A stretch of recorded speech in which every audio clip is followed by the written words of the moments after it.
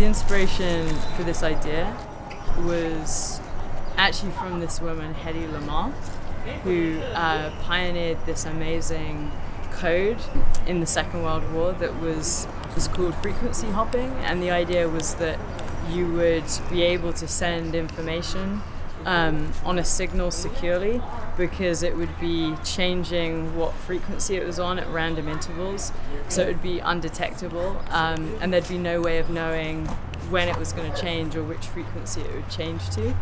So yeah, I kind of felt like she was this badass that was only known as being like super hot, and actually she'd created some of the most important code in terms of just everything, Wi-Fi, you know, everything we use. So I loved the idea of sort of presenting an album paying homage to her as this sort of split signal secret communication system that would feel like a 3D sonic holograph, where people could sort of listen to an album from the inside out and also leave their own messages while they were doing that for other people to discover. And you could essentially present all the rest of the album, the liner notes, the album credits, the lyrics, what was behind the songs, as these sort of fixed radio type channels. So yeah, that's what I'm thinking about at the moment.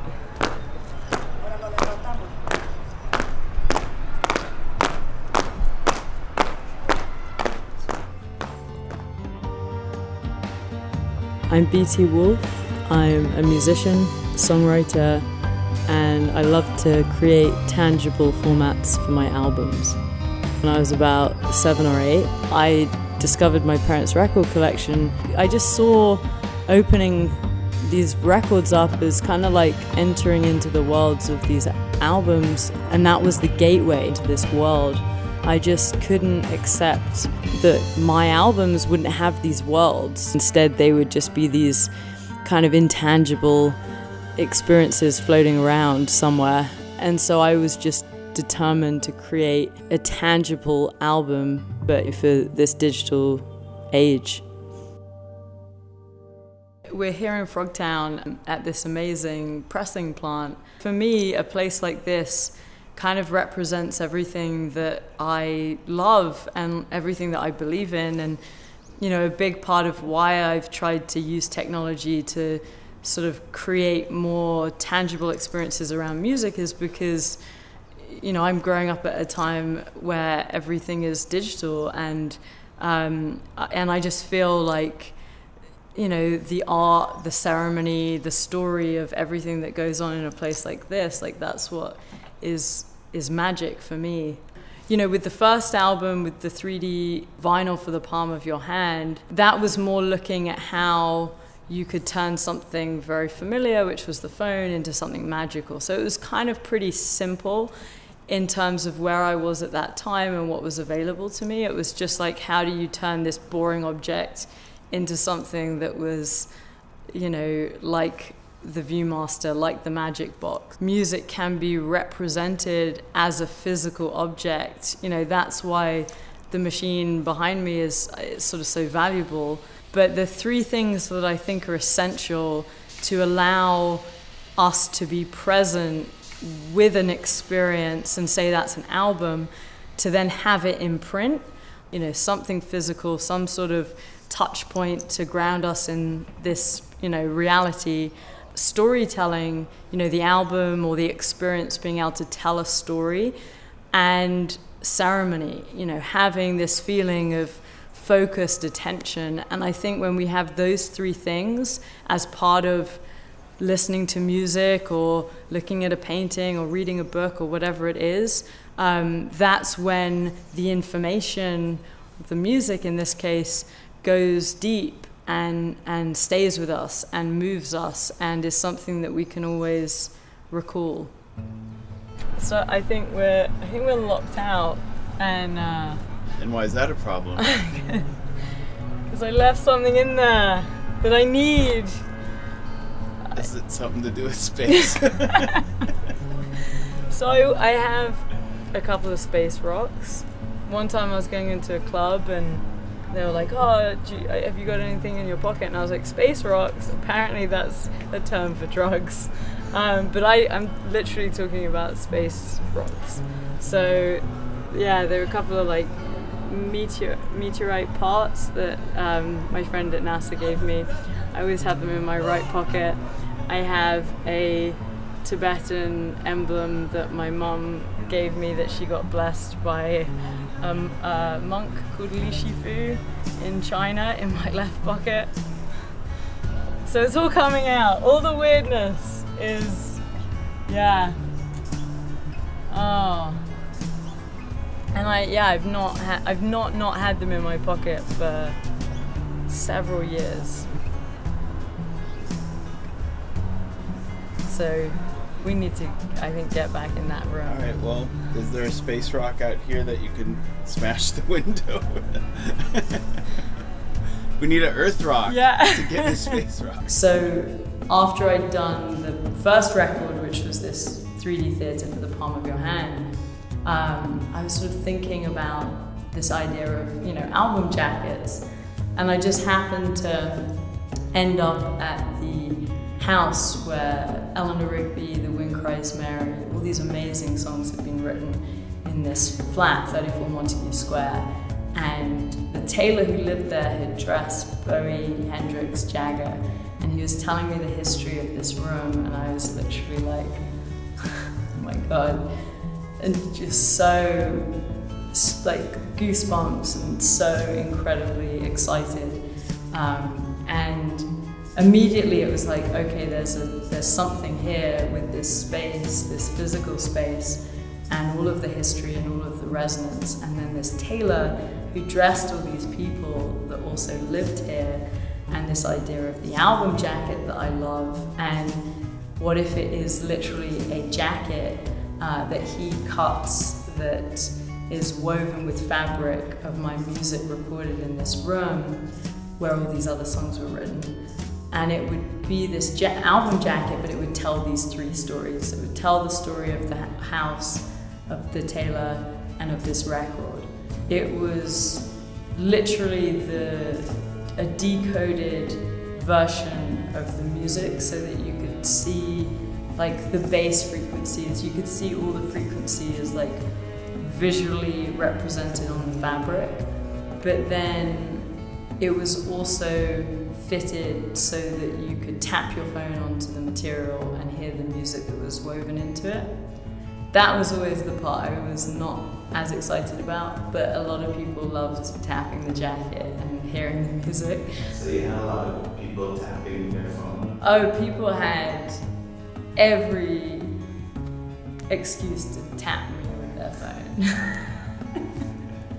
And the other part of it was this kind of reimagining of the tape cassette, but as a deck of cards, which you could open up, and you'd have, basically a card for each track of the album with the lyrics, the artwork, and an invisible microchip, which then meant you could take the card, tap it to your phone, and it would instantly pull up the page for that particular track with the song, the lyrics, the music video, all of that content.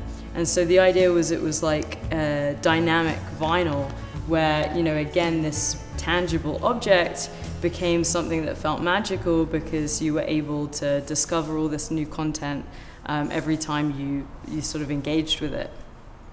In my mind, it's really simple because, you're looking at a deck of cards in a box, and like I'm seeing it as a box set of vinyl. So yeah, I think it's just nothing ever comes from a place of like, oh, I've got to figure something out, or I have to do something more extreme for the next one. Like, it's never that. It's just waiting for the inspiration to strike. So with raw space, like I'd been thinking about what an anti-stream could look like what it would literally is the opposite of our current streaming experience. And kind of the week later happened to be in the Bell Labs anechoic chamber, the space that had been the quietest room on earth for 40 years. And this was the place where Helen Keller said she experienced silence for the first time. So naturally, I wanted to, being super interested in sound and silence. And as I was walking into the chamber, the engineer warned me that I could probably only stay in there 10 to 15 minutes because people got very nauseous, they kind of freaked out, they could hear the blood rushing through their veins. And instead, I felt absolute calm and serenity and clarity. And I ended up staying in there several hours and just falling in love with this space, learning about all the historic achievements, discovery of psychoacoustics and rogue frequencies, building the foil microphones. But also it was this feeling of being reconnected with myself and realizing how much noise we have around us all the time. Both literal noise, but also just things grabbing at our attention. And so it was really the ultimate room of listening and of ceremony. And I immediately thought, this is the perfect place to stage the anti-stream from. Raw space, I haven't talked about how it worked in terms of the experience of the actual anti-stream, so I could mention that. And then the space broadcast. Yeah, please tell us. Oh God. Oh man, it's like, give me the energy. So yeah, raw space. The idea was to create this anti-stream, and the Bell Labs anechoic chamber, being the quietest room in the world, was like the perfect place to have the stream come from as this ultimate room of ceremony and listening. And so the experience that people had was, we set a record player up in the middle of the anechoic chamber. It was playing the album on repeat for a week. As the record was spinning, the lyrics would be streaming out of the vinyl, the artwork would be kind of surrounding you and coming to life, and suddenly, the chamber walls would dissolve and you would be in like this beautiful Salvador Dali desert that seemed to go on forever, and like totally transported into the world of that track. So raw space wasn't called raw space like based on space, it was called raw space because this incredibly anechoic environment produced the rawest sound and the rawest silence. But then I found out about the Holmdel horn antenna, which was nearby at Bell Labs, and this had been used to pick up cosmic background radiation and prove the validity of the Big Bang, like in the 60s. One of the scientists who'd won the Nobel Prize for that discovery, Robert Wilson, had heard about what I was doing at Bell Labs and he wanted to meet me. And we get chatting and I'm asking him, okay, so you've used this as a receiver, but have you ever used it to transmit? And he's like, yeah, no, not really. And I'm like, well, in theory, could you transmit, like say, could you send raw space into space using this horn? And he's like, well, no, because the music would only get to a certain point and then it wouldn't be able to go past the Earth's atmosphere. So I kind of thought that was the end of the conversation. And like a month later, I get an email from him and he's like, Beatie, I figured it out. Like I can do an update on the horn and we'll be able to send your record into space. And this is a national historic landmark. This is like, kind of on a par with Mount Rushmore. He's like, do you still want to do it? I'm like, yeah, like 1,000%.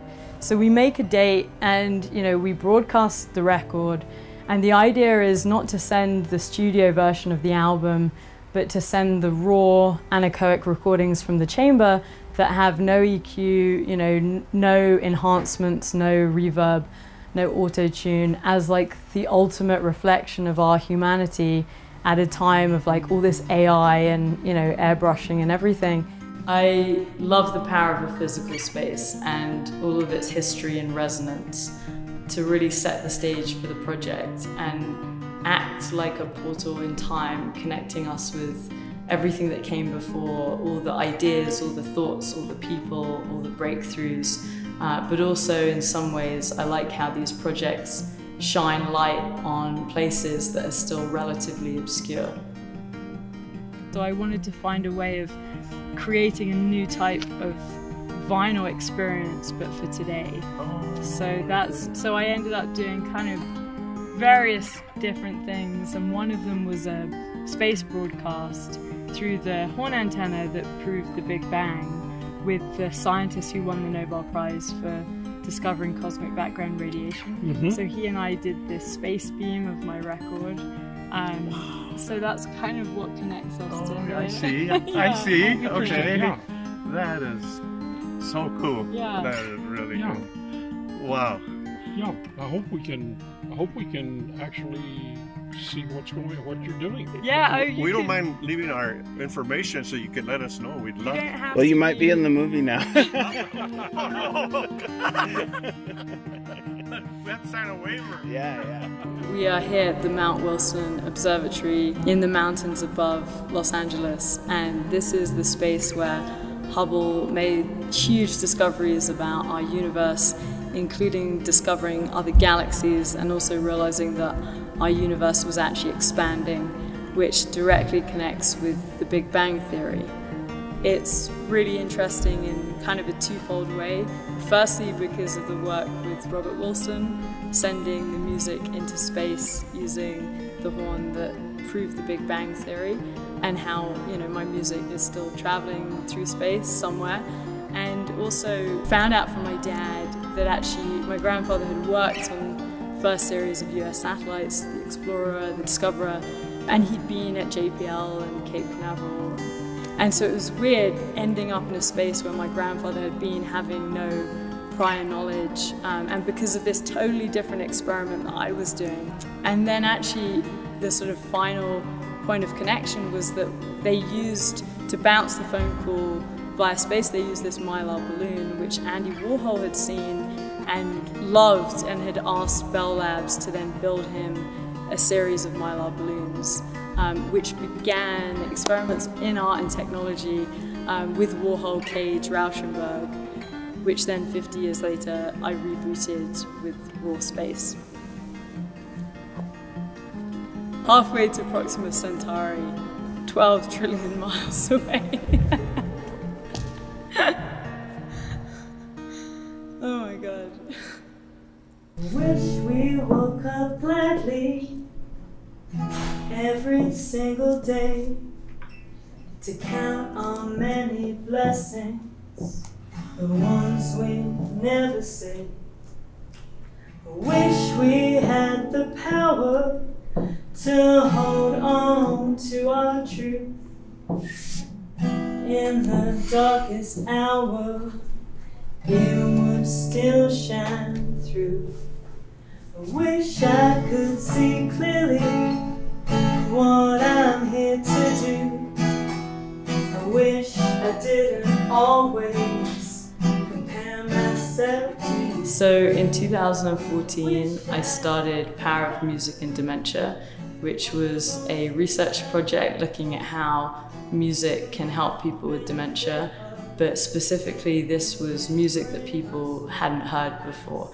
So it was new music, and that's what made it groundbreaking. So I went into care homes all across the UK and played a set of original music to people with, late stages of Alzheimer's and dementia. And we monitored the results. That was then followed up with people listening to the same songs on headsets.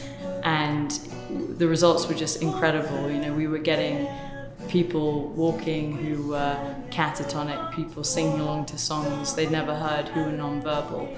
And that for me was just the biggest reminder of the power of music and how it goes so much further than what we currently understand. I saw reactions to music that were the most incredible and inexplicable reactions I could have ever seen.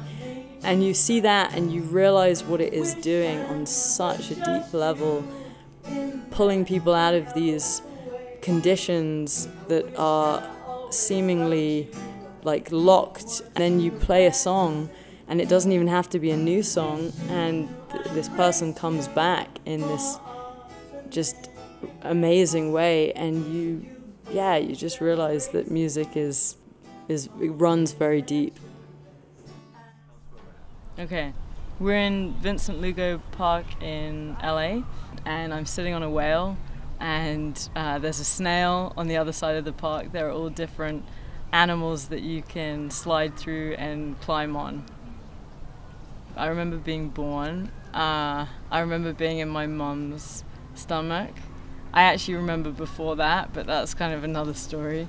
And I remember being a baby and staring at the clock and just thinking, you know, when is time gonna hurry up? Because there's stuff I came here to do. And yeah, that's kind of bizarre, because it's definitely the same consciousness that I have now. It doesn't seem like there's any shift in time or space. It just seems continual. So I always felt like bizarre. And I remember asking my mum when I was old enough to talk if she could turn me into a boy. And she was like, well, no. And I was like, really couldn't figure out why she couldn't do that. So then it was like, okay, if I can't be a boy, can I be a frog? And for some reason I felt like frogs, you know, frogs and boys would kind of have it easier than being a girl. But yeah, I think it was just that sense of not being what you appeared to be, like not being the physical form that you were sort of wearing. And I guess I never really identified much with stuff that I was meant to like as a girl. I don't know how weird you want to get, Ross, because like... How weird do you want to get? I don't know. I mean, you know, this could turn into a very different film. Yeah. Around that time, I also discovered ninjas, and that for me was like the ultimate sort of sense of like being completely in tune with your body and kind of being able to like, you know, run along the rooftops and like roll out of any situation, literally. And so I went to ninja class for many years, like as the only girl, but also as the only kid, because everyone else was like a grown-up dude. So I did it from 12 to 17 or something, and got my black belt. And all my ninja buddies were like, you know, grown men. That kind of was everything, you know. It was definitely what I thought you know, what I hoped a career could be. But then, you know, no one really hires ninjas anymore, so that quickly sort of didn't pan out. That same sort of intent and that same like desire to really be as imaginative as possible, you know, I didn't lose that. I think actually a lot of us have it. I think we're all so much more curious and creative and all these different things as kids, and then a lot of the time we get older and we think that that's kind of, you know, that's like, that should be confined only to our childhood. And I think keeping that alive, keeping that sense of like wonderment and curiosity and that sort of why not, like I think the why not is behind everything that I do, because there's no reason to do any of it, you know, but there's no reason not to do it as well. So yeah, I feel like that was always part of my growing up. And you know, and I had one best friend who I did you know, we came up with everything that you could want to do as, you know, as kids. That was just putting on plays and making up, you know, songs and doing radio shows and being ninjas. You know, there was like a constant series of different creative explorations. So I think I just had so much fun. I didn't really want to stop doing any of that stuff. Fall asleep just for dreaming of you, holding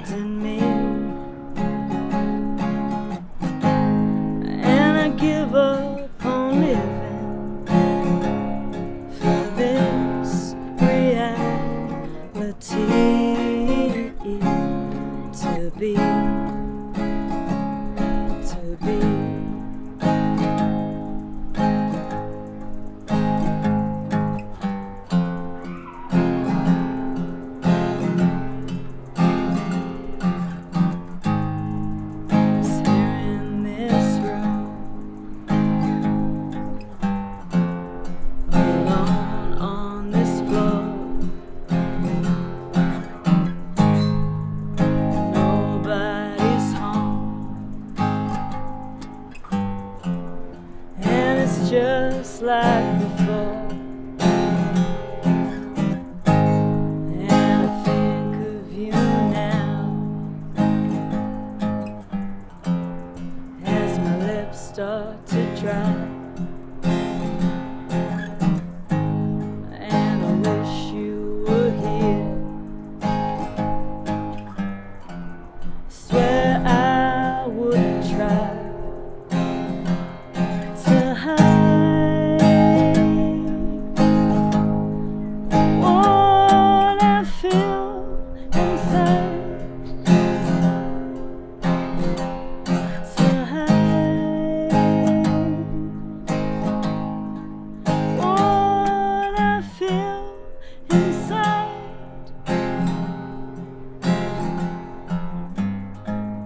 Fall asleep just for dreaming of you holding me.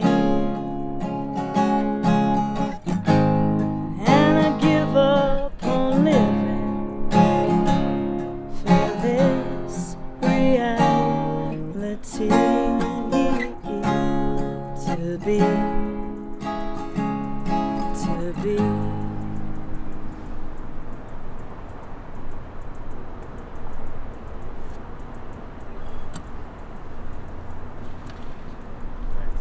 My fingers are so cold. It's not that it's been easy, like things have been super hard. It's like just a ton of work and like determination, and with somehow I've transferred that passion or that vision or that enthusiasm, but then those incredibly smart people are like on board and they're working with me, and they're not, you know, they're not trying to sort of shut it down.